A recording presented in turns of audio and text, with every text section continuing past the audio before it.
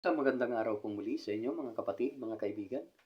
Muli po nandito si Balintataw ng Agila upang kayo po ay handugan ng isa na naman pong tula. Ang pamagat po ng tula na aking bibigkasin, sa bayan mo ako'y dalhin.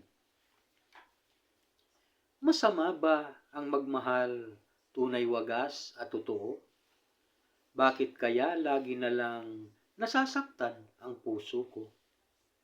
Ilang bisis nang nagmahal, ngunit lagi na lang bigo. May pag-asa pa ba kayang lumigaya itong puso? Unang pag-ibig ko noon ay nalipos ng ligaya.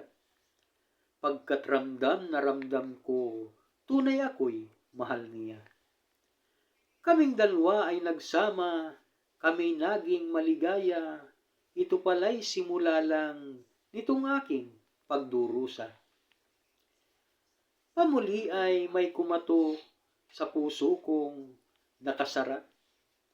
Agad namang pinagbuksan, pinatuloy ko rin siya. Akala ko ay tapos na lahat ng aking balisa. Ang apat na naging anak, ang ama ay iba't iba. Mag-isa kong tinaguyod itong aking mga anak. Ang hirap at mga sakit, tiniis kong lahat-lahat. Nagdurugo ang puso ko kapag aking namamalas, kapag sila ay may sakit, sa pagkain sila'y salat. Gabi-gabi lumuluha, halos di na makatulog. Iniisip kung paano magagawang itaguyod.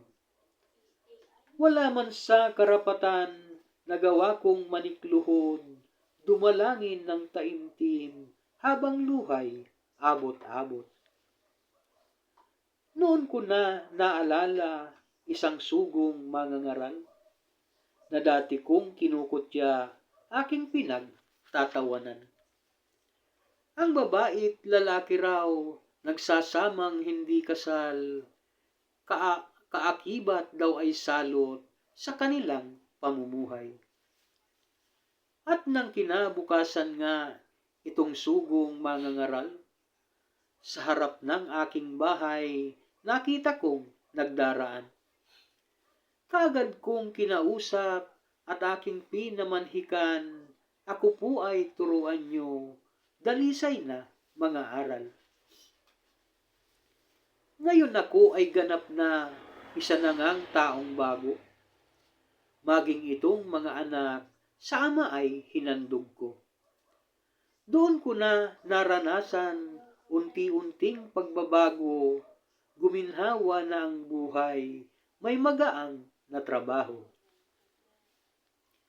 Ngayon mayroong kumakatok na sa akin nanliligaw. Hindi pa man sinasagot, nag-aalok na ng kasal. Ngayon tiyak ko ng lubos, ako'y di na naliligaw, pagkat ngayon may direksyon, ako'y nasa tamang daan. Salamat po, Panginoon, ika'y Diyos na maawain. Ako man ay nagkamali, hindi mo ko itinakwil. Ikaw ay nagdalang habag, dininig ang mga daing. Ako man po ay nadapa, saklulo mo ay dumating. Habang ako'y nabubuhay, ikaw ama'y pupurihin. Ako lang po'y tulungan mo na maganap ang tungkulin. Pagtibayin mo po ako matapos ko ang takbuhin. Pagdating ng takdang araw, sa bayan mo ako'y dalhin. Amen. Salamat po.